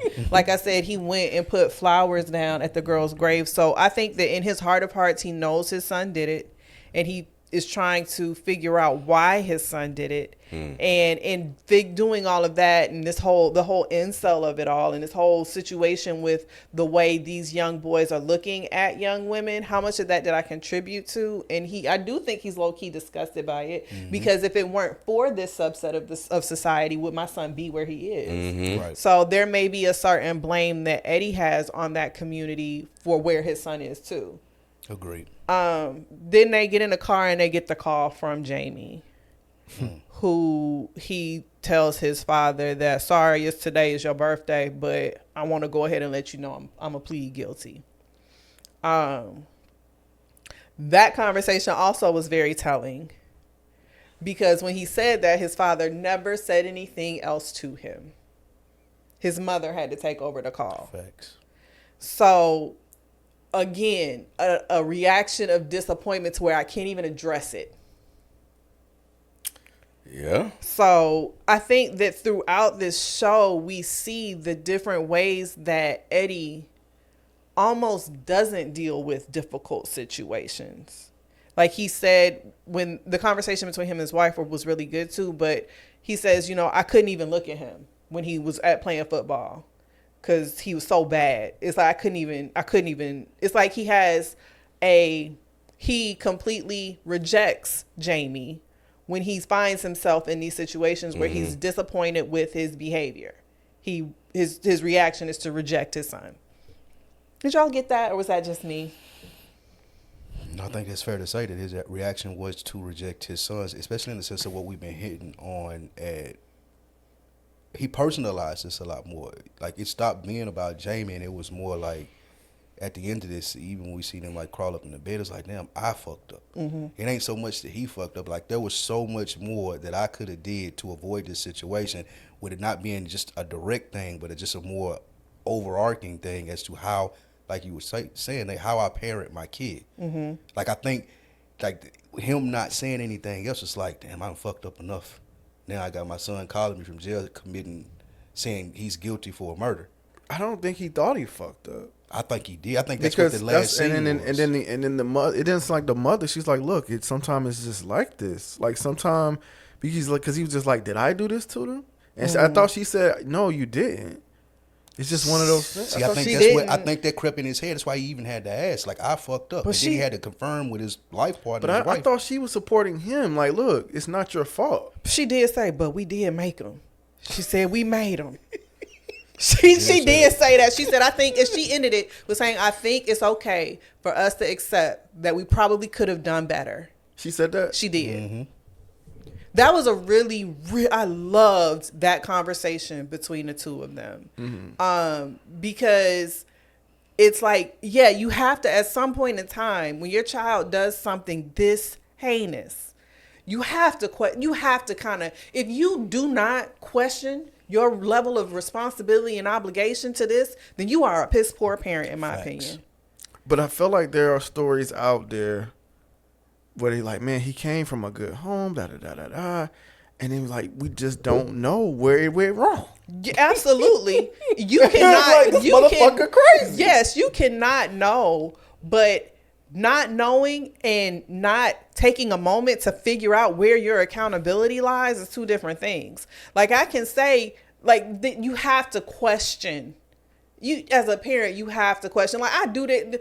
This Dominic be acting up in daycare, and I be like, where did I go wrong, Jesus? Why is he hitting these children? Am I too violent? Like, if you don't take a moment and kind of do some sort of self-reflection, then then that's probably why your child's in the where he is. Interesting. Do you not agree, Ken? Because you look really confused. Well, let me answer before Ken does. Okay. Because a lot of influence comes from school and from other children. I feel like I was influenced more so like by my friends sometimes than my household. Like cursing and all that type of stuff. Like I got that from my friends. Like so I feel like I'm heavily like kids are heavily influenced. Like we seen it with our girls. We know how we raised our girls. But they go to school and it's like all that shit go out the window. Same thing with Dom. That shit goes out the window. It's like, absolutely does. We told you to do this, but your ass gonna still do this. I gotta figure out how to parent that out though. And if I don't figure out, sometimes you can't parent other people's kids. No, but I can parent mine. And I'm not saying that this is the foolproof plan, but there has to be I have to question at some point, what could I have done differently to help sway this outcome?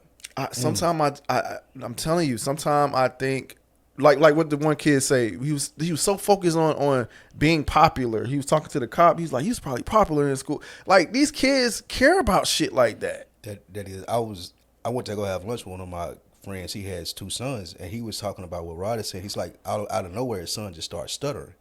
But a popular kid in class stutters. And he said he was asked, like, where the fuck did you get that from? Right. He was like, you don't stutter. And he was like, well, such and such does it. That's crazy. That is insane. That's so influential, man. Like, but if he never had that conversation, right, and you just let your son stutter, at some point in time, you have to take accountability for I never took the moment to ask. That's what he said. He's like, I had to step back. He said, I was that mad. Like, I had to step back because I was like, why are you doing this? And then he didn't have an answer. But he had the conversation like you said. Yeah.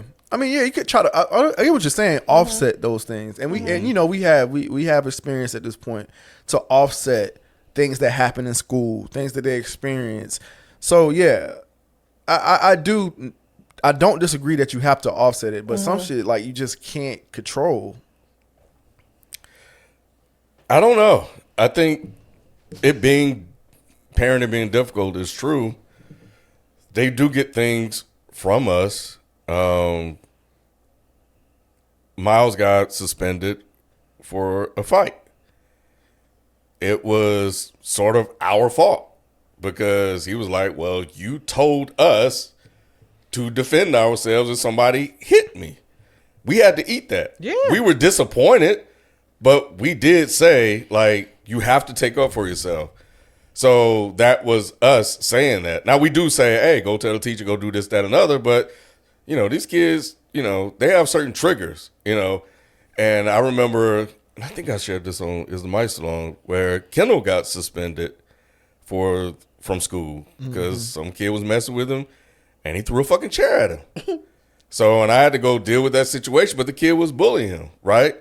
And, you know, but what did the people around me say? Or, you know, like, well, I wonder where he got that from. Like it was my fault, you know, because of moments of rage that I may have displayed. So, and I also had to realize, like, because, you know, this was during the COVID pandemic days or whatever. So they were like, he didn't get a lot of middle school.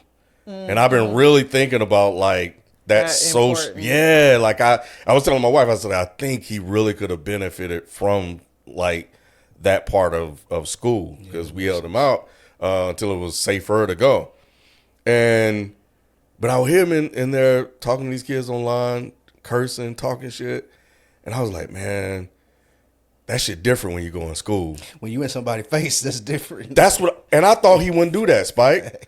I learned quickly, like, nah, that's who he is. So when kids be messing with him and Rylan, which is the other friend, like we were saying, I was like, they really don't know. Like, I don't know what he would do because I've seen and have examples of bouts of rage that he's displayed.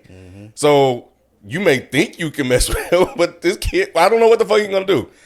Whose fault is that if he's sitting there and the kid come around and mess with him, and Rylan is tall, like this is a big ass kid. They be fucking with him, right? And they think this shit is funny. What happened if Rylan get up and Rylan's been in fights, get up and boom, hit somebody with a lunch tray or whatever. Whatever, you know, he gets up, he just have a boom and stab him with a fork and get like, does that at that point become my fault, right? I don't know because I give them the attention. I coach and mentor them and parent in the way that I think is right, but I can't control their reactions. So And sometimes you got to teach accountability too. Like there, like we tell Dom all the time, like there are consequences for your actions or whatever. So that, like, sometimes that's not a reflection of me. Like, we pray with him every night. Like, yo, when you go out into the world, we want people to see you. We want you to be a good representation of us. Like, we literally tell him that. You know what I'm saying? We say when people see you, we want them to see how cool you are, how smart you are, all of the positive things. These are the affirmations we give him every night. We give him these affirmations. So if he go out and do something, I'm like, yo, what else am I supposed to do?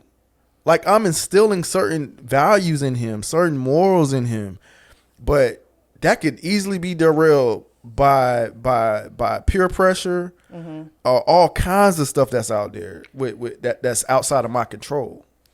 And that's another reason why I thought the conversation between Eddie and the wife, I can't remember what her name is, I think it's Maggie Molly, something like that, was good because he was going through, he was doing that, like that was him like figuring out like, where did I go wrong? He was like, you know I like he said he couldn't look at him. He was trying to toughen him up, right? And I thought that was very interesting. He put him in football to toughen him up. So apparently there was some sort of he identified that my son is not tough enough.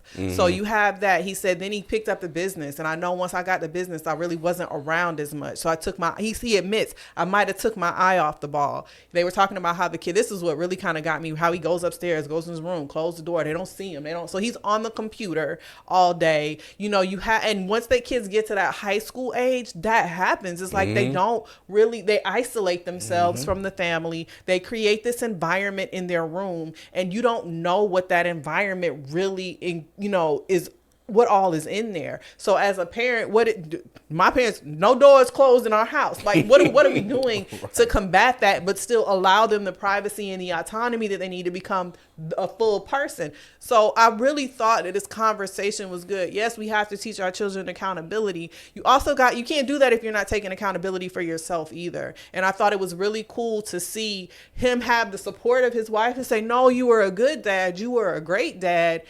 Maybe we made some mistakes. That's okay. But was he a good dad? I think he was. By whose standards? I mean, the daughter turned out fine, right? That's what he said too. He's like, we made her, and they're like, yeah, we made her the same way we made him. Yeah, but Boys take something different. boys and girls are different. Boys and bro. girls, and I thought they very subtly showed this too, because in this last episode, we see, especially towards the end, the parents are all emotional, and the daughter comes in and parents them, basically, and she's like, well, it's okay, we can rent a movie, I'll go downstairs, and that's what we do to our girls. We teach them how to take care of everyone else, and we allow our sons to be up in their room and do whatever. And I thought that was a very subtle way of showing the differences in how even in this family, they parent girls and boys differently. Mm-hmm. That is true. Yeah, that's a good point. That's a really good point. If that was me, I was thinking about it. That was me in that situation. I would definitely feel like I failed. You know, my son just allegedly killed somebody. Because I don't know if that was him, Spike. It's still the video blurred, bro. They ain't never found the weapon. Still gotta prove it. Did they ever find the murder weapon? Nah. So, you know. But they got that little boy in jail, so he probably gonna tell. Oh, he might snitch. So he going to have to have somebody take care of that. Yikes. Damn, that sounded crazy. But I would feel like him, like, yo, because you playing every single thing in your head about, man, maybe I could have did this, maybe I could have did that. There's a certain awareness you have of your child, and we were talking about this on Is the Mic Still On earlier. I work my damnedest to make sure I don't have the blinders, that I know my kids' strengths and weaknesses, and I accept them for what they are. You know, and try to manage from there, and not try to, you know, walk around with this image of them. Like, so the way we do is we accept our kids for who they are. This is just who they are, and that's fine. And we tell them, kind of, you talking about their affirmations. Miles says this every day. But bro, just be who you are, and that's all it is. That's all you can do. And don't worry about any of the other shit. But we can't control the peer pressure of what happened. Yeah. Fortunately, at least for them, is they are around kids that are like them, so they don't feel like they're outcast, right? You know, and they have their own peer group, and he doesn't have to try to fit in and do this, that, and the other. So, but and we managed to so far, up, knock on wood, and everything else, get through this without an incident. You know, we still got one more year to make, and we still got a whole other child left. Yeah. But you know, we've been blessed, and you know, I'm glad that we you know, take our time to give them what they need. Mm-hmm. And then the final scene was the daddy going in his room and breaking down, and then telling the little teddy bear he was sorry, and tucking him in bed. And scene. I thought that was beautiful, though. I really did. I really thought it was his way of acknowledging acknowledging where the fact that he messed up. Yeah. That I like he said, he took his eye off the ball, and even if he hadn't taken his eye off the ball, I think the bigger thing that this film or this series kind of shows is just the way that even if you were, air quotes, a perfect dad, that the idea of masculinity and the idea of what a father and son's relationship is supposed to look like doesn't always work. And sometimes you have to shift from the traditional ideas of what a father and a son should be, or how a son should be, and to Ken's point, accept the kid exactly as they are and cater to how that child is versus how that child should be. And I think because this father, by all intents and purposes, was a good dad. He was there, he was working, he was providing, he was protecting, he was doing what the world says a father should have done. And that can still miss the mark for your child. So it's not about being what you're supposed to be as much as being what that kid needs. And that Yeah. kid needed a hug and someone to tell him it's okay, you can't play football. Right. Versus Toughen up and looking the other way and rejecting him when he's not showing the signs that he should to his father. So that's what I took from that. And probably, conversation. Yeah, at this point, you got to be like, "Hey, man, it's okay to talk about this. I'm always here, bro. Like, it's, you're going through a lot. Even with one day, I had both of them in the car. I was like, look, y'all going through a lot right now. So if y'all need to talk, let me know. And some other stuff, I'm like, bro, y'all going to be on a emotional roller coaster, and it's perfectly fine to do that. So, and the other thing, Spike and Rod, is good and well, if your kid got it in football and sports, good and well with that kid, like you say, he never should have been in there. That dad knew that shit, Spike. He knew as soon as he got hit, he should have took him out the next day, bro. She said they put him on goal because he was sorry. Yeah. And then he still fucked up. I couldn't even look at that point, he was like, hey, bro, this just ain't for you. Yeah, we're going to try something else. Let's go get them art, We're gonna try supplies. something else, man. Let's go draw some pictures. Put him in martial arts. Put him in wrestling. Boxing. Hell, put him in ballet. Something. You got to make sure this kid can succeed so his confidence is high. And that was the thing. The confidence was never, and never he didn't know there. how to give him the confidence because he wasn't fully confident in the little boy in who he was. Yes. Like he was confident maybe in his methods, even though they weren't as good as they could have been. But I think that was the reason he crawled up in that bed at the end. He's like, no, I know I done a lot. I know I was there for you, and I was what society said a father should be, but I still feel like I could have done more because today's point is like I didn't see you. Or he was what he did, he wasn't his father. And while he thought that was enough, Right. it's still you're still parenting from an insecure place. Yes. You're parenting from your lack instead of your fullness. Yes. So instead of healing whatever he had going on because of the way he was raised, he raised his son to just, as long as he wasn't what his daddy was, he thought he was doing all right. Yeah. Interesting. Yeah, so I think that's it. Yeah. Thanks, guys. This was cool conversation.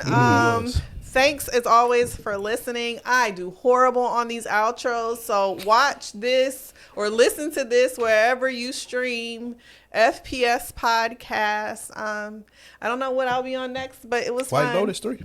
Oh yeah, White Lotus 3. That's the next thing I'll be on. So when is that? Is that Next week, I think. Is it? Okay. Last episode today? I think it's Or next this- week. Oh, it's 2 weeks from now. And if y'all do the pit, I'll be on there too. Are we doing the pit Yeah. the same day we do White Lotus? Perfect. See y'all then. Till next time.